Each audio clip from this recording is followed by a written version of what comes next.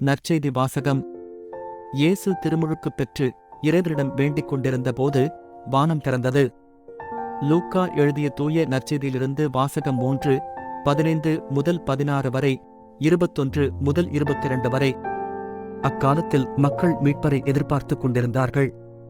ஒருவேளை யோவான் மெசியாவாக இருப்பாரோ என்று எல்லாரும் தங்களுக்குள் எண்ணிக்கொண்டிருந்தார்கள்.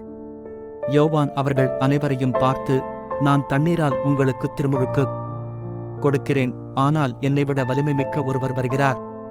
அவருடைய மிதியடிவாரை அவிழ்க்கக்கூட எனக்கு தகுதியில்லை. அவர் தூய ஆவி என்னும் நெருப்பால் உங்களுக்கு திருமுழுக்கு கொடுப்பார்.